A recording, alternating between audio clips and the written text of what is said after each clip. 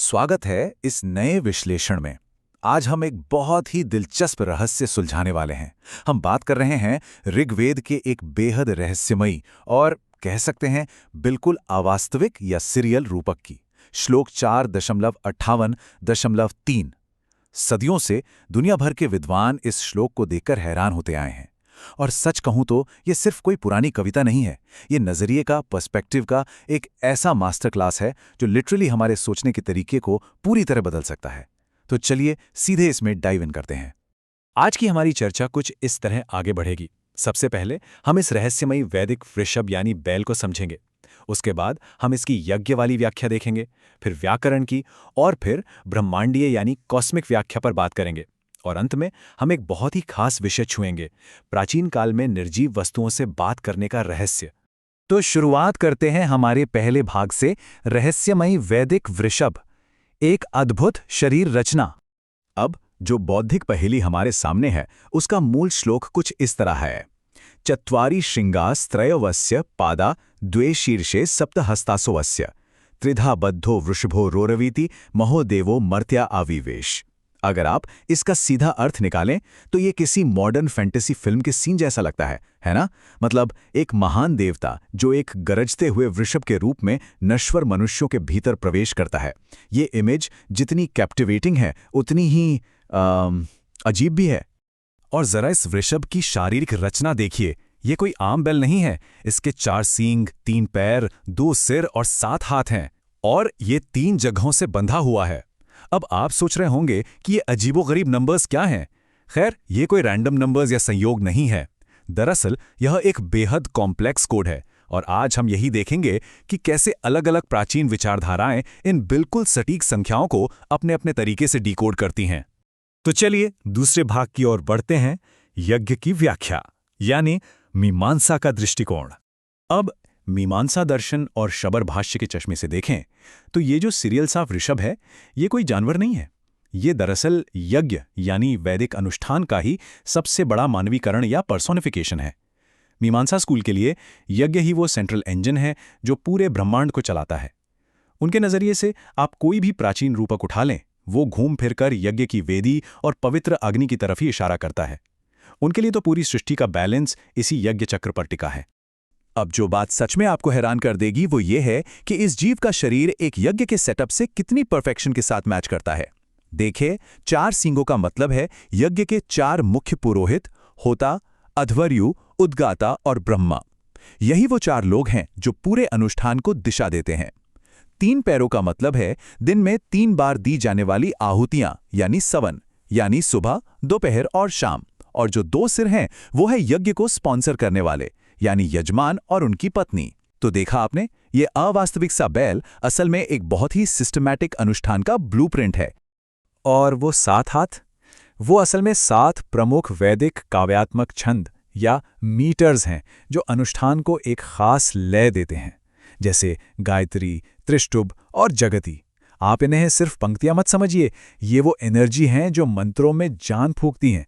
इसके अलावा बैल का 3 जगहों से बंधा होना सीधे तौर पर 3 वेदों की तरफ इशारा करता है, ऋग्वेद, यजुर्वेद और सामवेद।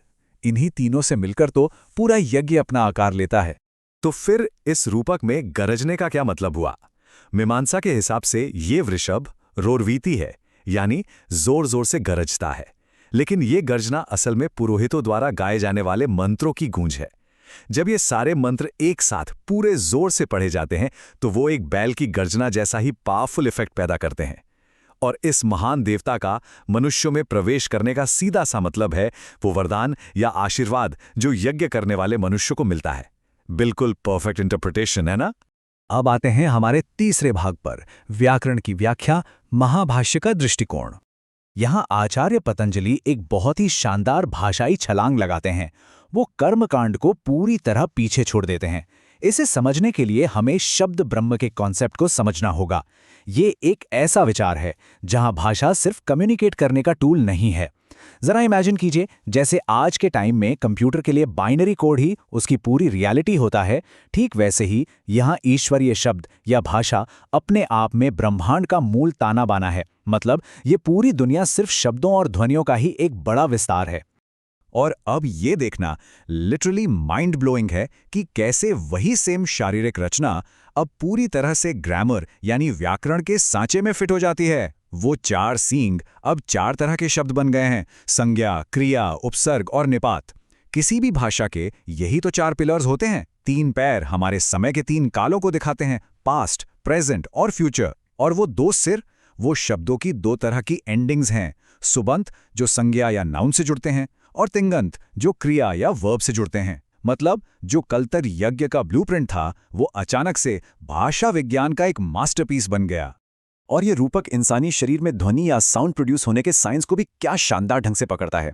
वो 7 हाथ संस्कृत की 7 विभक्तियों को दिखाते हैं और बैल का 3 जगहों से बंधा होना इंसान के शरीर में उन 3 लोकेशंस को पॉइंट करता है जहां से आवाज निकलती है, यानी हमारी छाती, गला और सिर। तो इस नजरिए से वो गरजता हुआ वृषभ असल में भाषा खुद है, जो हमारी चेतना में घुसकर हमें बोलने की ताकत देती है। हम जब भी कुछ बोलते हैं तो असल में यही भाषाई बैल हमारे अंदर से गरजता है। चलिए अब रुख करते हैं चौथे भाग का, ब्रह्मांडीय व्याख्या यानी सायण का सौर दर्शन। अब जरा अपनी नजरें जमीन से उठाकर आसमान की ओर ले जाइए। सायन की ये व्याख्या इस वृषभ को सीधे तौर पर सूर्य और समय के रूप में देखती है। ये बहुत फैसिनेटिंग है कि एक ही रूपक कितनी आसानी से सूरज की गति में बदल जाता है। यहाँ 4 सींग दिन के 4 पहरों को दर्शाते हैं।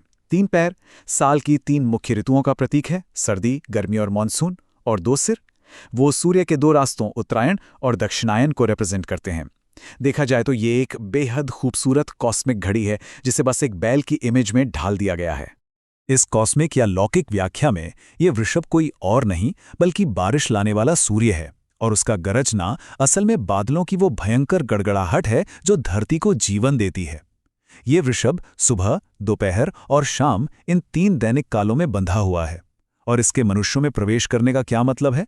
इसका मतलब है वो जबरदस्त ऊर्जा जो सुबह सूरज की पहली किरण के साथ ही हम सभी के अंदर भर जाती है। जैसे सुबह की पहली कॉफी हमें दिन भर के लिए चार्ज कर देती है ना, बिल्कुल वैसे ही ये ब्रह्मांडीय वृषभ हर सुबह पूरी प्रकृति और हम इंसानों को जगाकर एनर्जाइज कर देता है। अब हम अपने आखिरी और 5वें भाग पर आते हैं, निर्जीव वस्तुओं से बात करना, व्याख्या का विभाजन।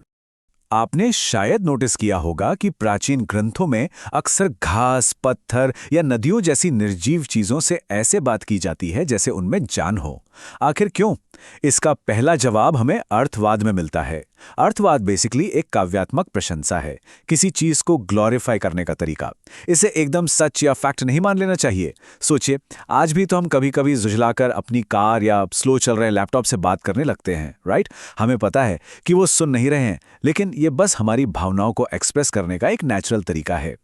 अगर हम मीमांसा के नजरिए से देखें तो जब ग्रंथों में कहा जाता है, हे औषधि इसकी रक्षा करो, या हे पत्थरों सुनो, तो ये सब सिर्फ अनुष्ठान की भव्यता बढ़ाने के लिए की गई काव्यात्मक प्रशंसा है। ठीक वैसे ही जैसे पुराने साहित्यों में किसी नदी की सुंदरता बताने के लिए उसे हंसों के दांतों वाली महिला कह दिया जाता था।